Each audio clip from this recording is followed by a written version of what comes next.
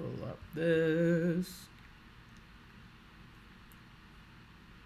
Come on. All right. So you might have already done this in Mod 1, but let's just take like a really quick review of like the different jobs that you can get in the audio field. I'm assuming a lot of you guys want to do something in the audio field that will sustain you financially, right? And I know I just gave you a lot of cool stories about the recording studio and stuff, but to be completely honest, unless you are like the top engineer there, it's very difficult to like make a sustainable living because one, the the the amount of clients coming in and out can always fluctuate. So sometimes you'll have months where it's like, oh, there's a lot of clients coming in. Sometimes there'll be like nothing, like complete dry spells. So it's very unpredictable. The other side of the studio life, and this is when you get to that top level, is that label sessions, they are very, very slow to pay you. It just is what it is. I mean, you can argue it all you want, you can hate it, but for whatever reason, if you do a label session, they take a while to pay you. So, like, I've known people who are, who've been owed 4, 5, 6 grand and still, waiting like a couple of months for that shit to come. I don't know why it is. I'm not going to talk trash about labels, but it's like, you know, there's something about their economics that for some reason it just takes a while to pay. So when you're trying, can you imagine like you do a record for like a whole month thinking that you're going to be cool, but then the money hasn't come in yet? It's very stressful. So recording studios, as much as I love them, as much as I highly recommend that you get in there and get that experience and actually learn how to do all those fuck ups, how to handle the fuck ups, how to deal with clients, as good as that is, it's very difficult to make like a sustainable living out of it. Very, very difficult. Which is why I only do it on the side now. That's just being real. Producer, obviously you guys know it. Yeah, yeah, sure, sure. Jump in anytime.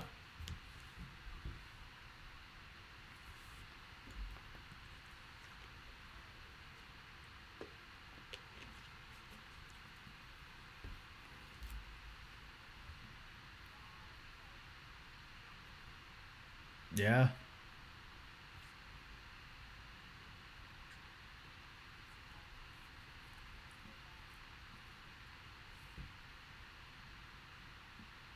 yeah.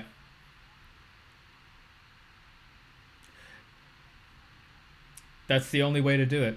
That's the like every studio that didn't do it that way has closed. I mean, it's really rough to hear, but there's a reason why, especially in New York. I don't know if you guys pay that much attention to what's going on in the studio world, but a lot of studios shut down. IAR, that school, they shut down. It's like it's hard. This shit is very hard to sustain. How many major record labels are left? Like major labels, right? You can count them on one hand. Yeah, it's. I think everything is owned by like 3 labels. So it's crazy. It's crazy when you get into the numbers game. And this is not all to discourage you. In fact, I still recommend, despite all the hardship and struggle and financial whatever instability of all, I still recommend that you to get that experience at a studio. There's nothing like it. Nothing like it. I mean, you guys wouldn't be on it this impossible music audio journey if you guys didn't have some sort of tenacity to you. So I would say go for it. Um, Make sense?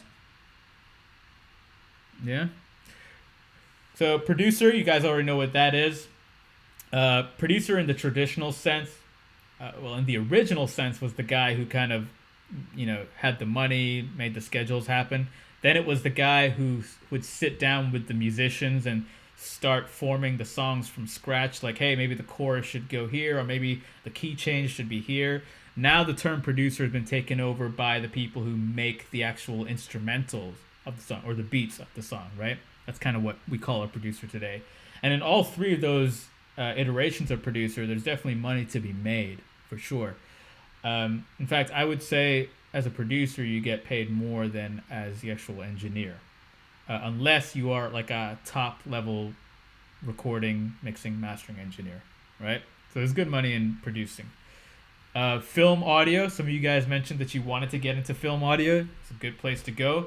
Film audio can be anything from the guys who hold the booms, for the TV shows or whatever to catch the audio. It can be from that to the guy editing the audio, the guy mixing the audio, or the guy doing the final masters for it, which is usually mixing and mastering is usually done by the same person in the film.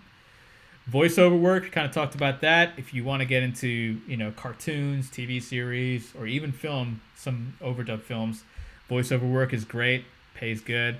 Audiobooks also, pay pretty good too, because nowadays, if you guys want a really good tip on how to make some real money fast in the audio world, do a podcast. Find a friend who's doing a podcast, get their audio and say, hey man, I'll mix it for you. Or hey, I got a little interface, I'll record it for you. It's an easy way to break into the business. You can charge anything from like 10, 15 an hour, 20 an hour, whatever you feel like. And you get practice in recording, editing, mixing, and maybe even mastering. Really great way to just get into the industry and make actual money fast.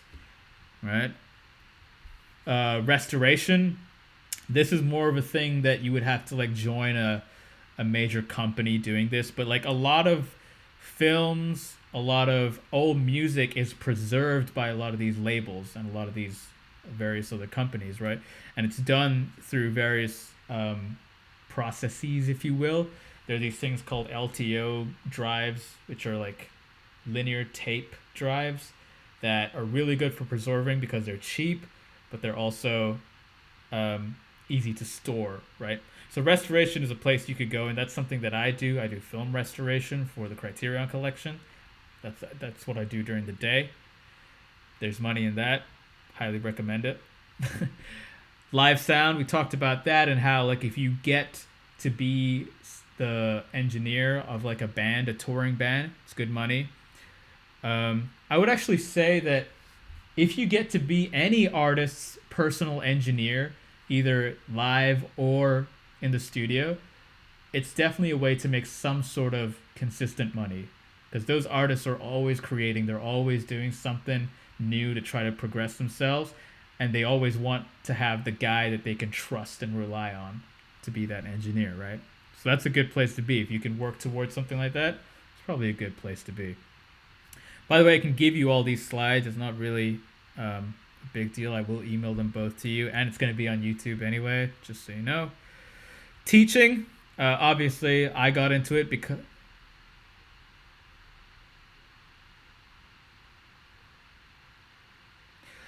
Oh, yeah. No, so the assignments and the quizzes and they're like these notes that one of the instructors made called Tony.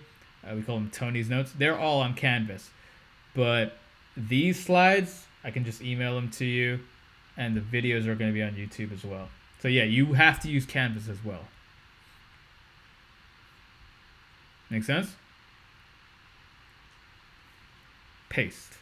So the reason I got into teaching is because I fucking love teaching. I love explaining stuff to people and trying to help. Mainly it's because I really love helping people out. And if I know something that is of value to somebody, fuck yeah, let's get it, right? But teaching is a good way to make some income. It's also a great way to expand your knowledge, because when a student asks you something, you kind of have to figure that shit out. And if you don't know, you will know, and you'll learn something new from it. I've learned so much just from teaching over the last 5 years. It's amazing. Acoustics. Did somebody message? Because I can't see the chat while I'm sharing. LOL paste. Oh my god. I can't believe I wasted 5 seconds to look at that. But I appreciate it. Acoustics. If you guys are into all that mathematics stuff, somebody said the absorption formula of something. Man, I don't know. The absorption coefficient, isn't that something? Yeah. If you're into all that stuff, acoustics is a good way to go. There is money in acoustics. Because a lot of people think of acoustics as like, oh, design my recording studio. No. This goes for like cars, office spaces. You could even get into like criminal forensics, doing like acoustic sound, or like or studying acoustics and sound. It's crazy the amount of stuff you can get into. And of course, there's studio owner. And these are just some of the jobs. These aren't all the jobs, but these are just some of them. And some of them you can definitely make some money in. I still recommend that you go to a recording studio and get that experience, even if it's for just a couple of months. Like, I got a master's degree at NYU, but the experience at a recording studio is fucking invaluable. I cannot stress that enough. Like just working with all those people and learning so much stuff, it's the best. Highly recommend it. Even if it's like a small recording studio in Brooklyn. I mean, not like Nash's or something. It doesn't matter. Like, just go for it. Do something. All right. It doesn't have to be one of these big studios like I did. Okay. Does that all make sense? That's a yes. Thumbs up. Cool. Sure. Oh God, no. Oh no, bro. Trust me. You're gonna be stressing out and having your brain fried over Pro Tools.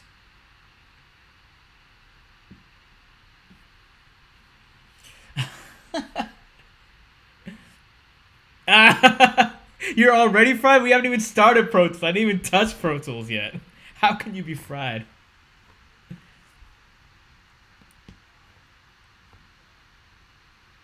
Wait, uh, I gotcha. I gotcha. No, no math, no math in this. I mean, we can, dude. I'm not even sure I could even help you with that. It's not really my forte, bro. You'll be fine. I told you, it's Pro Tools, consoles, Ableton.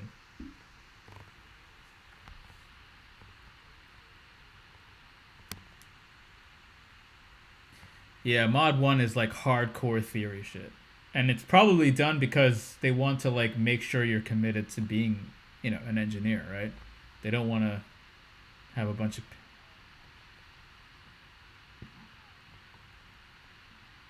Let's hear it.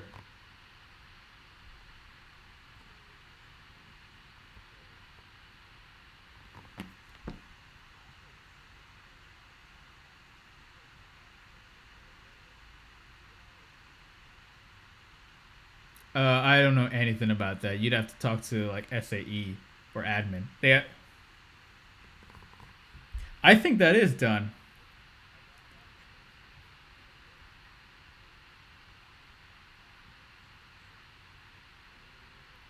Yeah, but but I don't know anything about that. Talk to SAE admin. They'll probably help you with that. I don't know anything about it, dude. To be completely honest, I'm just here to teach audio.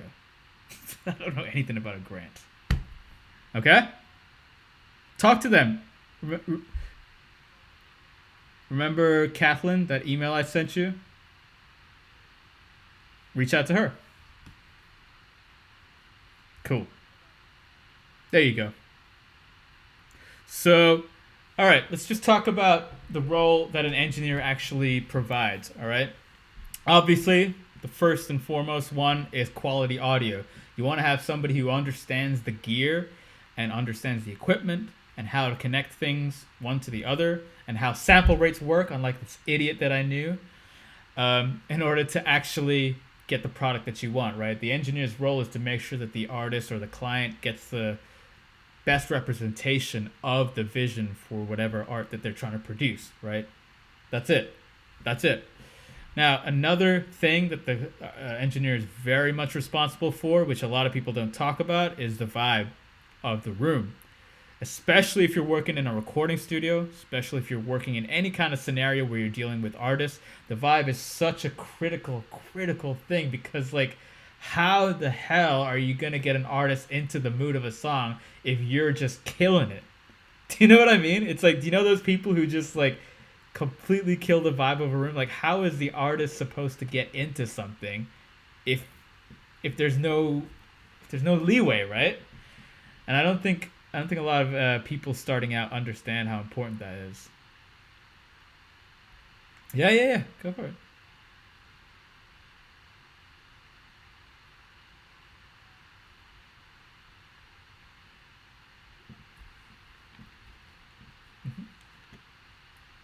Oh, you pause.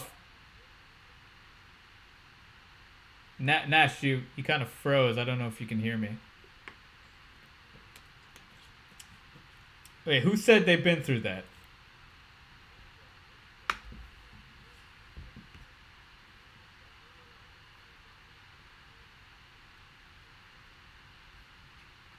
Yeah, but you'd be surprised. You'd be surprised how certain engineers, like Nash was saying, come in, hit record, leave. I mean, anybody can do that. It's not a big deal. you know. I'm trying to think. Eh, yeah, what was the worst?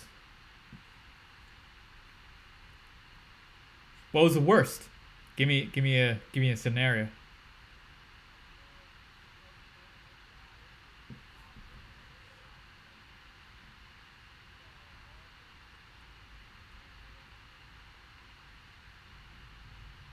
The engineer?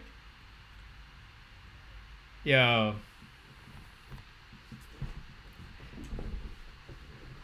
that's so stupid. Were you paying? Yeah, good, good.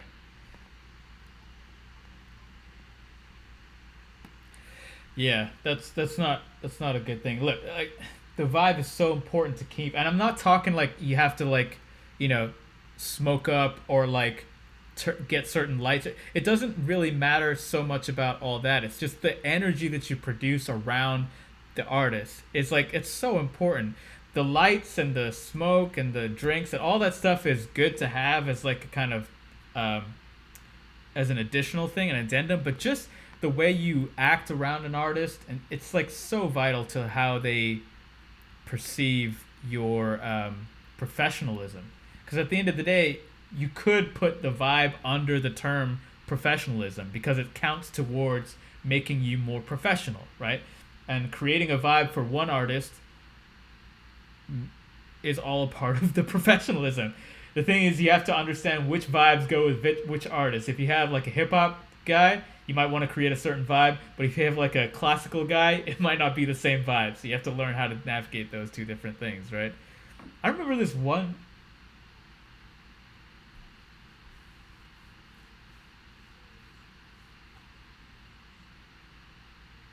No, man, this is a job. No, no, no, no, no, no. Yeah, right, right.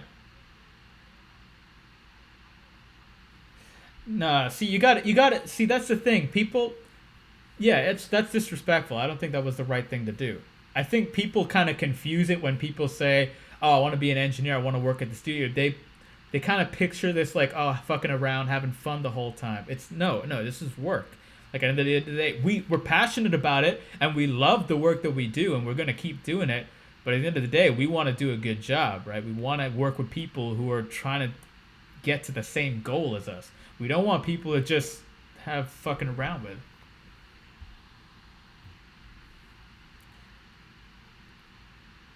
Yeah, right, right.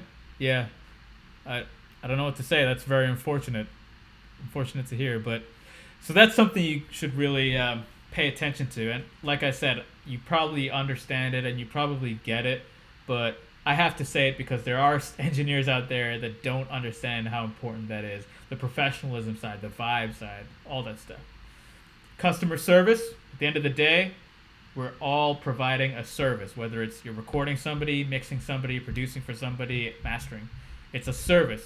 So when you're dealing with customer service, be nice, be cool. Don't be a dick about stuff. It's not that complicated, you know. It's like if somebody's paying you I don't care how much it is, $10 an hour or 50 an hour or 100 an hour, whatever it is. You got to treat it with the same respect as you would anybody, whether it's Trey Songz or Don Q or 50 or smaller artists like friends of mine. Like I got to treat it the same way, right? They're all coming to me for a service, right? So very, very important that you guys understand that. Troubleshooting. This is the big one because the best way I can put it is no matter what session you walk into as an engineer, be prepared for something to go wrong. Just go in with that mindset. Always pay attention to things and you'll be okay. Things are going to go wrong, and your job as an engineer is to fix them. That's it. It's like you're not. If something goes wrong, it's not about you bitching about how this shit doesn't work. Like the artists don't need to know that. That's your problem. And if you start bitching about the gear, or like start complaining, or start looking nervous, or start like cowering down, they're gonna be like, "Whoa, what's going on?" Like, I'm about to sing my heart out, or rap my heart out, or about give my art to this person who looks like he's having a mental breakdown. Just like troubleshooting is gonna be part of the process. One of the things that we used to say in the studio is like, if the console's on fire, you don't say shit. You just like, just keep everybody cool. Just be like, oh man, we're just gonna take 5 minutes. You want to go smoke or something? I'll just fix this, bro. Any Casanova fans? Was it Casanova? Oh, it was Cas. Yeah, it was Cas. So Is there any other Casanova? Yeah, the guy who looks like he could pretty much beat everybody up, right? That Casanova. Okay, we don't need to hear a whole fucking verse, dude. Come on. Jesus Christ. Okay, so you're clearly a fan. So my boy was basically doing a ton of his recording and mixes. He was his engineer for a long time. I don't know if he still does it or not, but so he was in it for a long time. And I remember he was in a session. I had just left the studio, and he calls me like, "Yo, you got to come back." I'm like, "What happened?" He's like, "Yo, bro, the whole room just shut off." I'm like, "What? The whole room?" "Yeah, bro. Speakers, console, lights, everything, gone." I'm like, "Oh, it's probably just a breaker thing." He's like, "Hey, man, just get back up here." And all he did was he told Cass, he was just like, "Hey, man, we're gonna fix it. Don't worry about it." But I'll tell you what. When I went up there, it was just a breaker situation, right? So if anybody knows anything about electricity, you just flip the breakers off and then back on. Everything goes back to fine. So I go back up to the studio and Cass is there. And he starts coming at me like I did something. I was like, "Yo, what's going on?" I'm like, no. I'm the tech guy. I'm here to fix it. Don't worry about it. And then Lee was, my buddy, was like, "Nah, he's cool. Don't worry about it." I was like, "Oh, okay. Cass is a tough dude." At least that's the vibe I got from him. He's like, "Don't mess with me or else I'll crush you." He's intimidating for sure. I met Casanova backstage at a Lil Kim concert. He was cool, but yeah, he's huge. Yeah, he's pretty intimidating. He's intimidating. He's got that voice as well. So it's like, and he's loud, but in like a nice way. So, is Priscilla back? She was in the middle of her story and then she kind of disappeared on us. Oh well. So yeah, troubleshooting. Just always be prepared. Something is gonna go wrong. Just calm down, take a deep breath, stay calm. That's the biggest thing. Stay calm and just go through the basics. Go through your signal flow again. Signal flow is like the most important thing that you'll ever know. And all it means is, where does this signal start? Where does it go through? And where does it end? So like microphone, preamp, converter, Pro Tools, right? That's it. If you just follow each one of those and find out where the issue is, you'll be fine. So always just stay calm in any of so I think it's very tempting to get really nervous and riled up, but if an artist sees you get all nervous and riled up and they're going to be like, "Why am I recording here? This is ridiculous. I can't even get into a vibe and this person's energy is just all weird." They want to know that you're in complete control. Like, they want to know that you got this shit. Like, no matter what's going on, "Oh, it's cool. He's got it." Right? And that's when they start taking you more and more and more, and they start calling you back. So does that all make sense? These are some pretty basic things that an engineer is meant to do.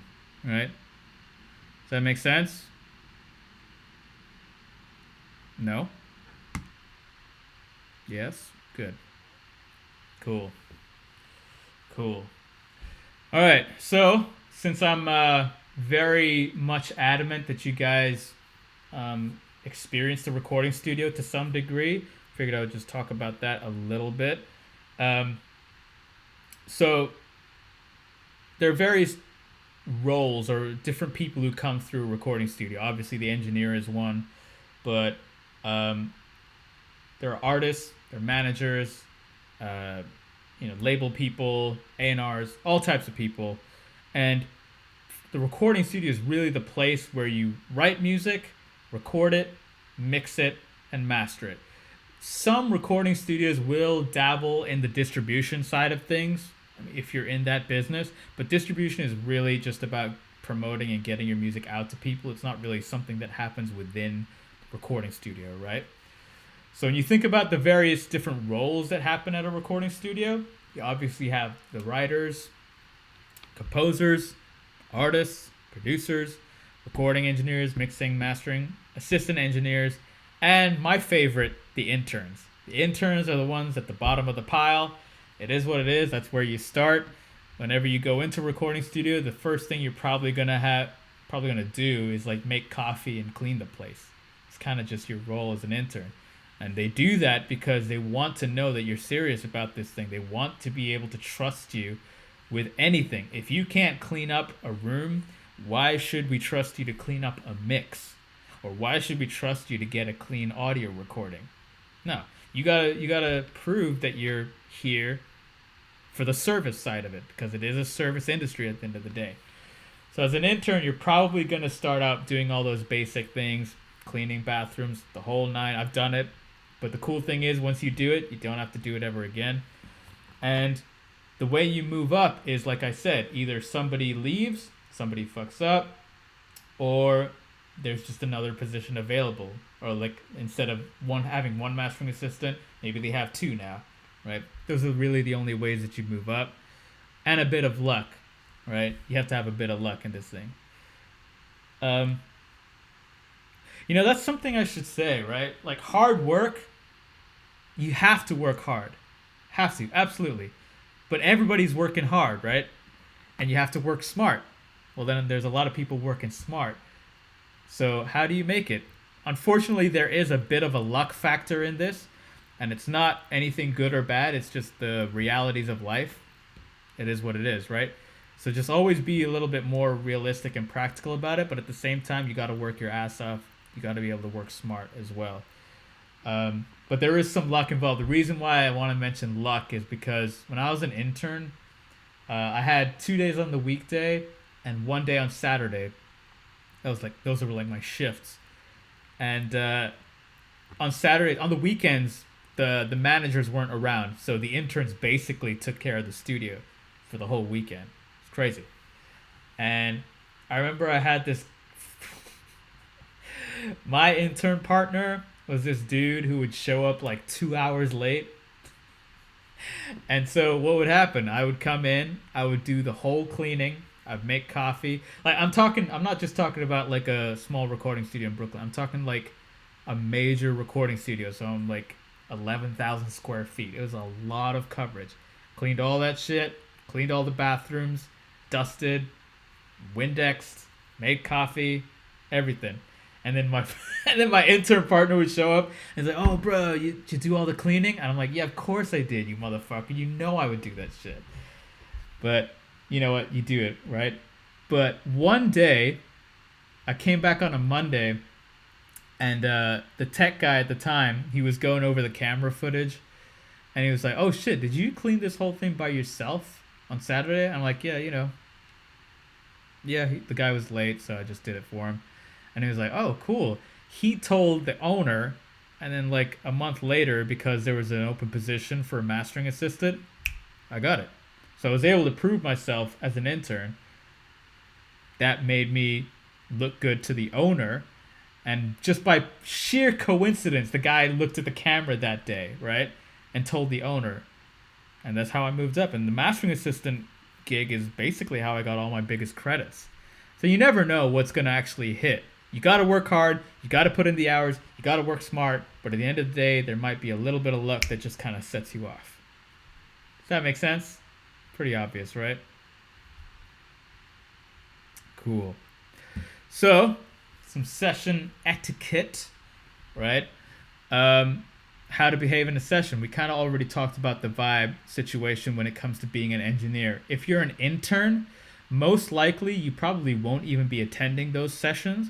If they do let you attend, here's the thing: just stay quiet, be a fly on the wall, because unless you're adding to the situation, you're kind of in the way. And I don't mean to be an asshole about that. I don't mean to be like kind of dicky about it. But like, if an artist comes in, kind of like whose story was it where the engineer called all his boys? Who said that? It's Kelvin, right? Yeah, look, if you're the engineer and you're the one running the session, cool. But if you're the intern and you're kind of just sitting there, you know, sometimes the artist will be like, you know, most of the times they'll be cool, but sometimes they'll be like, what's with this guy? He's just sitting here. Because you're not really adding to the vibe, you're not really adding to the situation. Now, if you're a good intern and you kind of blend into the background and like, you know, waters are running low, oh, let me go fill up the waters. Or, oh, it's getting a little hot in here, let me just turn it down a little bit. If you're paying attention like that, that's when the artist will actually give you some sort of like, you know, interaction, because otherwise you're not really doing anything there. They know that you're there to learn, but, you know, they're also aware that they don't want anybody bringing the vibe down. It's a very sensitive and volatile space for the artist, right? Does that make sense? So as an intern, definitely just know where you stand and don't like, you know, don't exceed your boundaries as an intern. But that even goes for being an engineer, right? If you're the engineer and you're on the same page as the studio manager, there are certain things that you don't interact with the artist about. For example, money. Money is something that, as an engineer, if you're working for a studio, you don't really talk to the artist about money. That's something that's negotiated between the artist or their manager and the studio manager. So I'll tell you, here's an easy example, right? So suppose you're doing like a 3-hour session, but you're in such a good space. The artist's like, oh man, can we go for like 1 more hour? You check the calendar and you'd be like, okay, cool. And the artist is like, okay, cool. How do I mean, do I have to pay for it? And I'm like, let me talk to the studio manager. He'll get back to you, because you never know. Maybe the studio manager is trying to negotiate with the label. Maybe the studio manager is trying to help the artist come up. He'll give him a different deal. So there's just certain things where you have to just know where your position is and don't exceed it, and definitely don't underdeliver, if that makes sense, right? Obviously, don't be a fanboy or fangirl. Artists really are there to work. Like we talked about the studio, and we talked about how, you know, some people treat it as like this fun fucking around kind of thing, but it is this place of work. Artists are coming there to create stuff and make their livelihood, right? So don't, you know, it's not really cool for you to just come up and be like, oh yeah, let me take a selfie, whatever. And definitely never ever go live in a studio when the big artist is there. Can anybody think of why not to do that? Don't go on IG Live, Facebook Live, and be like, hey, here with Roddy Rich. Look at me. Right? Why would you not do that?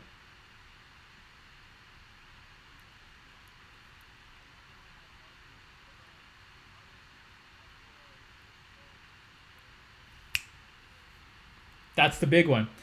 One, it's extremely unprofessional.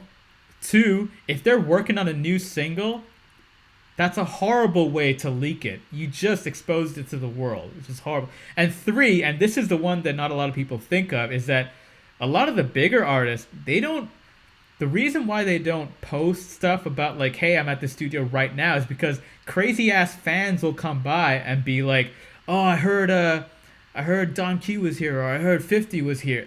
I'm talking like straight up crazy. So like for safety reasons, you know, don't don't go live with anybody like that. It's a scary world out there, so just be careful. Nash, is that you? Did you come back?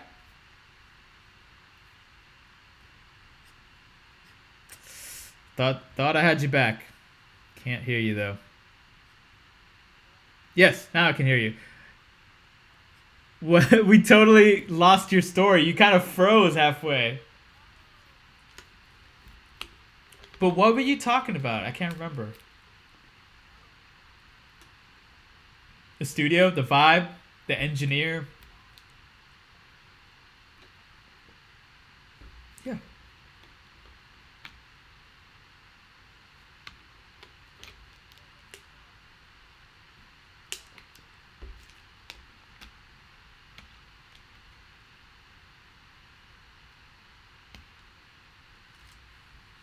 It's funny. There, I have it right there. What do you do if the console catches on fire? You stay calm and you tell them to smoke for 5 minutes or something. That's it. Seriously, like, if yeah, go ahead.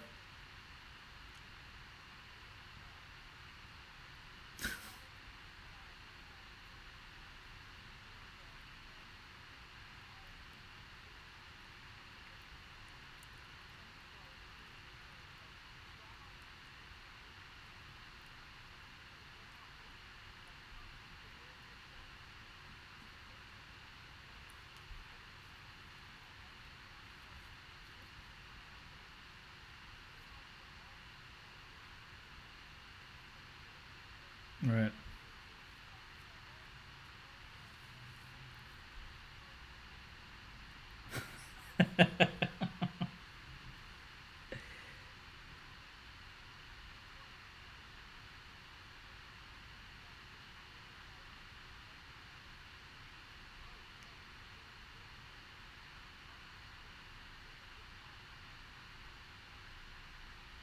Yeah.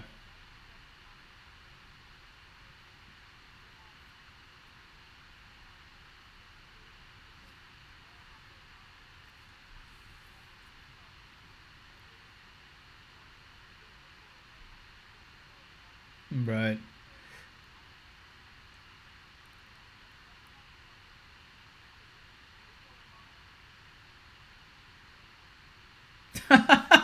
you can never, you can never train anybody to be like you. No, but that's. I mean, that's. You know what I. The reason why that's funny to me is because one, if you want to make money, if you just want to make money, this is not the industry to go into. I'm just being straight up real. You got to be passionate about it because the people who are passionate are going to make the money at the end of the day. So why you would choose this and not be completely passionate about it, I don't know. Now, the second thing you said is maybe they don't like the music. Hey man, one, that's part of the job. Two, why don't you take that as an opportunity to learn something? I told you guys straight up at the top of this that I'm a rock guy. I like rock. I like acoustic based music. But I learned so fucking much from being in a hip hop primarily hip hop studio. I learned so much from working on hip hop records. Like there's a lot to learn in all different genres. Like it's there. So why would you deny yourself that knowledge? I don't understand that. So,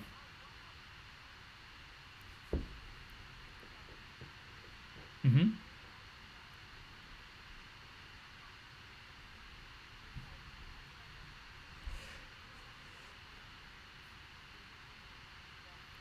Oh yeah, that's probably what it is. They're probably yeah, they probably just want to show the artist their beat and then sell the beat to them. Yeah, but seriously, like there's gonna be a lot of things, especially at the initial stages. You're gonna do things that you might not be completely passionate about. But I would say take on that challenge as an opportunity to learn. Like I learned so much from just not only did I was able to get all the credits that I never thought I would get, but also I was able to learn a lot from like hip hop engineers, like the guy who mixes Trey songs and stuff, right? I learned a lot from him. A lot of people learn a lot from him. The guy who does Casanova, I learned a lot from him, right? There's just so much to learn, and you can apply all that stuff cross genre and make your own new sound. It's just amazing. Cool. So that kind of gives you an idea of like the etiquette in a studio, a recording studio per se. Uh, Engineering is easy. It's all about the bathrooms, and what I mean by that, and this is a serious thing. We'd be in a recording studio, fucking beautiful 64 channel SSL 4G series, but then one of his homeboys would come up and be like, "Yo, did you see those bathrooms though? Those bathrooms look great." And for whatever reason, it's the atmosphere and the experience of the artist that's really gonna, you know, sell it home. The engineering, like I said, if you want to just come in and hit record, anybody can do that shit. Another big thing, this is a people industry. People don't understand this, or they do, but they don't do anything about it. You have to go meet people. You have to talk to people. You have to learn how to network and communicate. Put yourself out there. And this goes for engineers as well. You have to learn how to put a resume together, present a portfolio to a studio. You have to learn how to do all this stuff. I was, like I said, I was unbelievably introverted for like until I was like 20, 21 maybe. And then I came to New York. And you know, New York could just break everybody, right? So New York is when I found out, like, oh, wait a second. It's not just my skills. I have to fucking know people, right?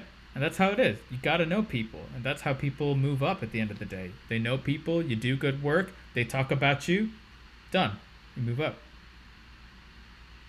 Makes sense, right? All right. Cool.